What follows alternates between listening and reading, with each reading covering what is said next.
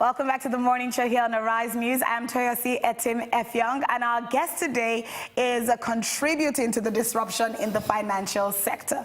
John Oke is the co-founder and CEO of Wallet.ng, an alternative digital banking platform that helps people perform financial transactions and manage their finances. Wallet allows its customers send money to each other using phone numbers and also allows customers send money to bank accounts for as low as 25 naira. Customers can also purchase airtime and pay bills on the Wallet platform. And I can see why a platform like yours is considered disruptive. John, welcome to the morning show. Thanks for having me. So disruptive. But let's start with you, John. You were telling me earlier how old you were. And I'm just going to break down things you've done. So you previously co-founded ngfeeds.com. Yeah. You founded a software development company, Gigs 14 Consulting Limited. Yeah. And you were consulting for like big brands. Yeah. You're also a consulting software engineer at Alat. I was. You were. And also with Wema Bank. Yeah. And you have built several apps. And now Wallet.ng. Yeah. And you are just 24 years old, John. 24. You make me, it takes a lot now for me not to feel bad. Like, what was I doing with my life at 24? But like, how have you accomplished all this? I've been lucky. I started very early. I started from when I was in school. I've been lucky to be given access by some of my family members to work with banks at such an early age. Right. So that kind of shaped my mindset on how I'm going to go in the future. Right. Okay. Well, you're the first person who would say luck. Yeah. Yeah. A lot of people will be like, yes, I worked hard. No. I did this and I did that. But yes, you say luck, and I love it. I love it. So wait, you also worked with some firms before you decided to set up Wallet.ng. Yeah. At what point did you realize, you know what, I have something more to contribute and I want to set up my company? No, I think I've always known that. I set up my first company when I was like 16 in school, and so I think I've always known that. But the fact that I needed to learn how to operate companies, so I went to work with some, right, to get that experience, that knowledge. Okay, so when I was working as a software engineer, I was picking up things that, you know, other software engineers would do, operational stuff, business stuff, just to kind of learn. Right. So what compelled you to start Wallet.ng? I think I thought there needs to be a lighter way for people to access financial services, right? And also, that lighter way needs to be connected to the global community. So what we are doing at Wallet really is including the banked in the global economy, and also helping expatriates coming to Nigeria to participate in the local economy. So it's some sort of high-level financial inclusion. Right. So we don't need to, you don't want us going to banks anymore, like to the brick-and-mortar banks. Oh, no, I don't think so. So I think what Wallet.ng and other fintech companies are helping banks realize is you don't have any business peddling airtime.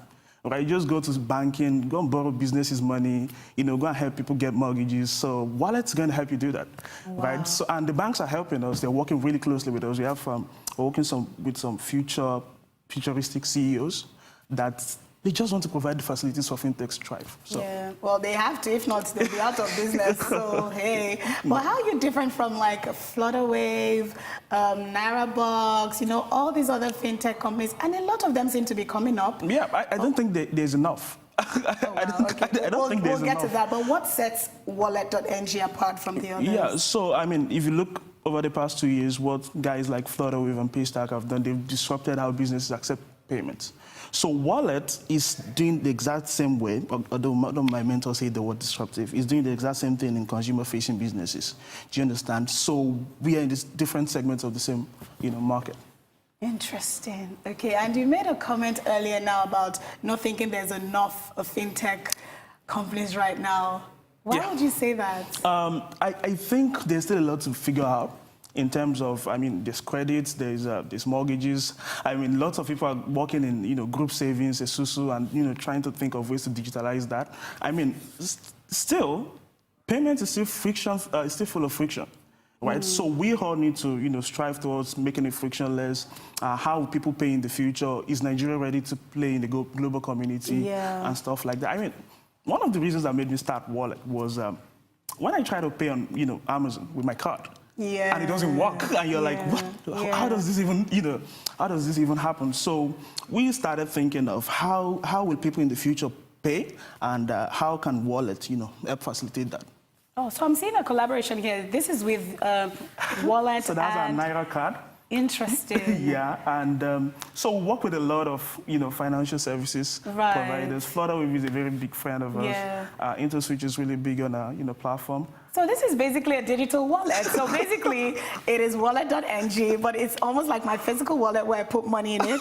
But exactly. Your wallet, I'm putting like money in the digital. So can I wait, I actually need to bring this quote up to you. This was by PwC, and they said that they took a survey and claimed that retail banking and funds transfer have the highest likelihood of disruption at 92% and 85% respectively. Yeah. Now, how accurate do you think these figures are? I mean, I don't bother about figures, but I think, retail banking we've not seen anything. I'll just keep it at that. We've not seen anything. Nigeria has gone really far in terms of merchant payments with, NIP, instant bank transfers. So there's a lot of innovations that is going to come up on that platform. I and my friend Joey, we did an experiment last Saturday. We just went to a local market and we just tried to pay people.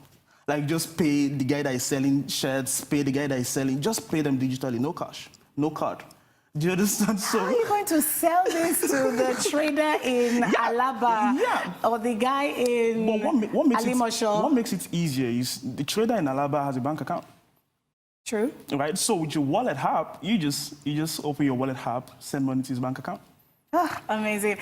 Okay. So now you've collaborated with like InterSwitch and Flutterwave and all these things. One, I want to know, like, isn't there supposed to be like some competition, healthy competition between you guys, and how you all bringing your services together? Yeah, I mean, at the end of the day, when you look at payments, it's all it's all about collaborations. Collaboration, not competition. Yeah, one of my mentors would say payments is partnerships. It's just it's partnerships. So. Okay, another survey by PwC says global investment in fintech is reported to have reached as high as $80 billion, and that's between 2010 and 2016. Now, what plans does a firm like yours, so I'm not going to talk about the fintech space in general, but a firm like yours, what plans do you have to attract these investors? I mean, there's $80 billion right now all over the world.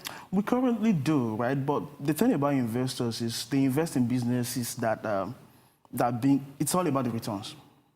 Businesses that have a clear exit. Right? And with Wallet, my investors know there's an exit, right? At the end of the day, exit. There's always going to be like some sort of, way for you to get your money back, right? So we are set up, that way.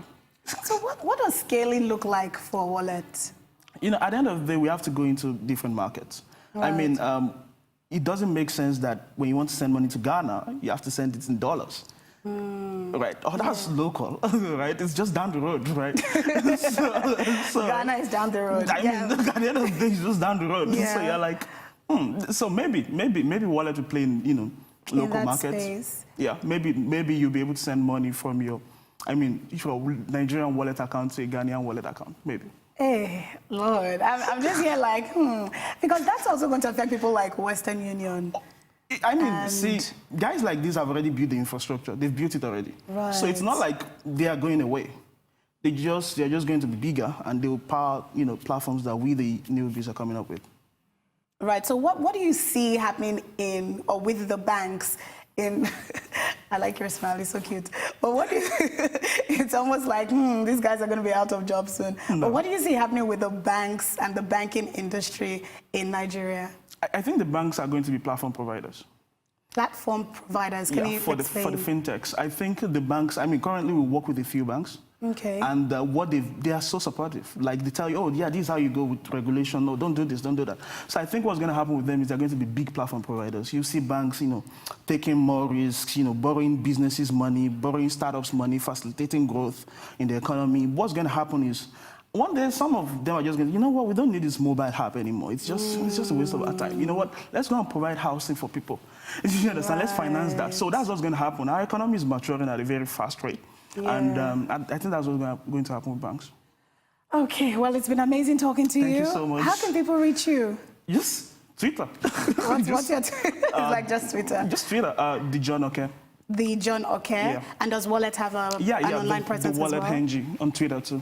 So, amazing. Yeah. You'll still be joining us during our take because we have some questions for you. No problem. But stay tuned. Coming up next is our take. Don't go anywhere.